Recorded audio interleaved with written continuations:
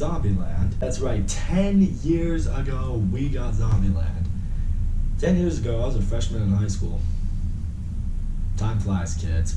The first Zombieland is an awesome movie. I haven't watched that movie in quite a while, I must say, but it's great. It's hilarious, it's gory, the cast works phenomenally together. It's really amazing how far they've all come along too. Hell, Emma Stone's an Oscar winner now, so she's got that going for her. I will say, although I was never really asking for a sequel to Zombieland, hearing that they were gonna make a sequel to Zombieland, I'm like, hey, I'm not against it. I was interested to see how the cast would work together, how the movie would be set 10 years later in what 2019 is today as a world, as a society. So we discovered the movie really does pick up 10 years later, 10 years for us, 10 years for them. Always good when a movie does that. Jesse Eisenberg and Emma Stone are still a couple, Abigail Breslin still part of the group, Woody Harrelson's still in the group. And what I really love seeing in the movie right out the gate is no one has really changed. That's why I give props to the actors right there, because the actors have obviously been in a lot more movies. They've done maybe some more serious roles, but here, they all go back to their roots, to what they were in the first Zombieland. Whatever kind of personality they were, whatever character they played, they go right back into that, and it looks like they haven't even skipped a beat. Jesse Eisenberg is still very OCD about his rules in surviving the zombie apocalypse. He's still very awkward, he's really weird, he's just got that shy quality to him. He has that Michael Cera in him to a degree. Woody Harrelson as Tallahassee, though, once again, just like the first one, completely steals the show here. He is hilarious, he's a big shit talker, he literally doesn't give a fuck. He will say anything and he doesn't care. That was the area I was definitely a little worried about with Tallahassee going into it, because obviously some of the things he says in the first one, it's like that was in 2009, that was 10 years ago. Nowadays, society is a lot more sensitive and way more uptight about literally anything you breathe. No, Tallahassee comes out and he's like, yeah, I'm gonna go gun down these pussy-ass dick-sucking zombies. It's like, God bless you, Tallahassee, for continuing to not give a shit. That is awesome. And Emma Stone and Abigail Breslin, I like seeing their relationship continue as sisters in this movie, because in the first one, Emma Stone was much older than Abigail Breslin, who was still a kid. She was kind of like that mother role to her in that one. She still is in this one to a degree, but now Abigail Breslin is 10 years older. She's, she's a teenager now. She likes certain things. She wants to try certain things. Emma Stone's like, no, you can't do that because I know what's best for you. So, their relationship's a little more complicated in this one. I liked that. One day, after Jesse Eisenberg proposes to Emma Stone, that freaks her out, and Abigail Breslin's getting fed up with Woody Harrelson trying to coddle her and be a dad to her. They're both like, alright, we're gonna dip, we're out. Now Jesse Eisenberg and Woody Harrelson are trying to find them. Along the way, they run into Zoe Dutch. I have no idea how to say her name. But she's a stereotypical girl in this movie. She's the dumb, hot blonde who's literally just along for the ride. And she somehow survived the apocalypse because, well, according to Tallahassee's theory, zombies eat brains, and she ain't got none. But they find her, they bring her in, and one night she and Jesse Eisenberg smash, and then the very next day, turns out Emma Stone comes back because, well, Abigail Breslin left to go to some hippie land with this hippie guy. And then she runs into Zoe Dutch. She discovers that she and Eisenberg slept together. Now it's very awkward tension among the group. Now from there, the journey becomes the four of them now going to find Abigail Breslin and her hippie boyfriend to get them from wherever they're going, which is apparently some hippie Graceland where everything's just, namaste, everything's peace and love. There's no violence, no weapons, no nothing. Apparently they think all that's going to keep them safe from a bunch of zombies and prepared to eat them. Of course they do.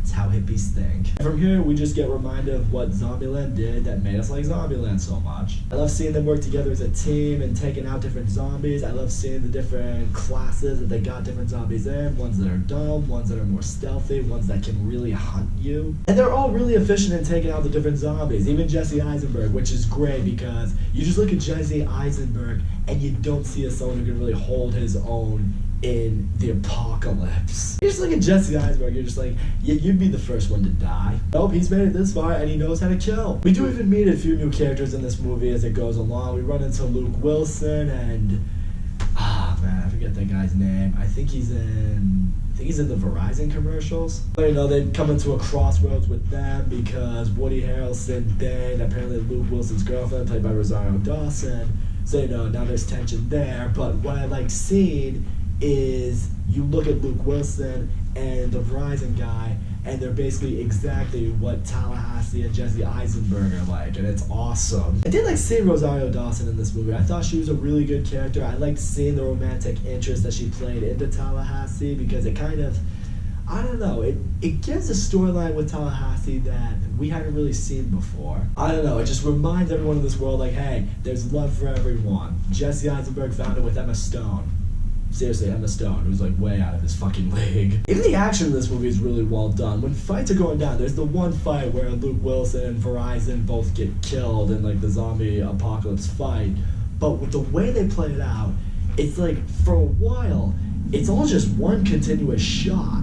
Like the camera is just following the guys taking out the zombies or fighting the zombies throughout the house in just one continuous take. It's just, I'm watching, the scene goes on for a good like 5 minutes, I want to say, and I'm just watching, I'm just like, this is all still one shot. This is impressive. Most action movies, it's just jump cut, shaky cam, but no, this one had it down well, so you know what, props to them. But again, what I'll definitely give Zombieland Double Tap props is, like in the first Zombieland, the message in it is family. You know, it's seeing them all going after Abigail Breslin because they want to keep her safe. They don't want her to die. It's seeing Emma Stone and Jesse Eisenberg gradually, you know, rekindle their relationship, realize that they do love each other, realize that they are meant to be together. It's even seeing with Tallahassee how he has a chance to just go off, just be the lone wolf that he was before Zombieland, you know, or just run off with Rosario Dawson and he just fights zombies with her. But he just can't leave these guys because he feels responsible for them. He feels like they're his family. It's just a lot of heart in a movie about zombies, and I gotta give it credit for that. As far as flaws with the movie do go, though, however, I will say,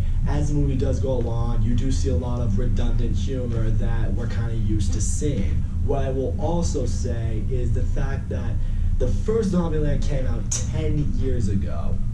So I will also say this movie does feel a little bit late. I won't say this movie's too little too late or anything like that, but it is late. What Zombieland had going for it was the fact that it happened at the time that it did. In 2009, zombies weren't really a thing. They weren't like trending or anything like that. Zombieland was before The Walking Dead was a thing, so Zombieland was really just a fresh movie. Everyone's like, oh wow, a comedy about surviving the zombie apocalypse? This is great. Now we've had The Walking Dead, which has really run its course. We've gotten a bunch of zombie movies here and there. So now it's like Zombieland double taps here, and you're just like, oh, okay, I mean, this is cool, but we've seen a lot of zombies at this point. If they were gonna make a sequel, it probably should happen maybe 2 or 3 years after the first one, because that just would have made more sense. Soon enough, though, the group finds Abigail Breslin. They find the hippie land that she went to, which was in Babylon the whole time. But soon enough, they realize that this is all becoming a feeding ground. The zombies are hunting them. The zombies are gonna come for them, and they're gonna just literally eat everyone in this hippie plantation. Now from here, the group has to teach the rest of the hippies how to fight with literally no weapons whatsoever. That's interesting. What I love seeing in this final battle, what I like seeing in this final confrontation is Tallahassee like reaches a point, he's like, I may have to make the sacrifice. I gotta lure all the zombies away from everybody. This is a last ditch effort. This is part of the plan, but it could very well end with me. And the plan itself is very simple. They're just gonna kind of like force the zombies into this very narrow ledge. They're going to chase after Woody Harrelson. Woody Harrelson will jump onto a crane, hopefully catch it, and then every zombie that chases will just literally fall to its death. And yeah, very simply, Woody Harrelson does that. He lands on the crane. You know, you do get that minute where, you know, he's hanging on for his life. One of the zombies is literally just hanging on to him, ready to pull him down, but the zombie can't do it, so the zombie dies. And, you know, he's still, like, kind of stuck out there. They can't quite bring him in. You know, you gotta have those last 10 seconds of tension. But, you know, they pull him in. Everyone's safe. Jesse Eisenberg and Emma Stone finally make up. She agrees to his proposal. And what I do love seeing right here is Jesse Eisenberg's closing monologue. Because he sums it up perfectly. He's like, we've been looking for a home this whole time. We've been looking for somewhere to just lay low, somewhere to finally have a nest. But I've realized this whole time, a home isn't somewhere where you live. It's not a house. It's not a plantation. It's not this sanctuary or anything like that. A home is where you're surrounded with the people who love you. And I love the line he says, is like, that's why you call your best friends, your family, your homies. I'm just like, yeah, all right, that's some deep shit right there. I like that. So all in all, Zombieland Double Tap, it was good. It's great seeing the original cast back together. Everyone does a great job. Everyone brings back the nostalgia that you love about the first Zombieland. The movie's funny, it's violent, it's crass. It's definitely not entirely with this time, so if you are very sensitive to people using really edgy humor, yeah, you'll hate this movie now. Then again, you probably hate the first Zombieland unless you evolved with the rest of this liberal, sensitive society. As I did mention though, the movie does feel like it's a little bit late in finally being made. It does feel like it should have happened some time ago. The movie definitely doesn't have the surprise factor that the first Zombieland had going for it, but in the end, I very much enjoyed this movie. I think it's a worthy sequel to Zombieland, and in the end, I think if you really enjoyed the first Zombieland, like truly, you'll probably enjoy this movie, and you'll appreciate it being made. As someone who really liked the first Zombieland, I appreciated this movie being made. That's all I gotta say, guys. Thank you so much for watching my video. Don't forget to leave a comment, like, subscribe, and I'll see you all next time.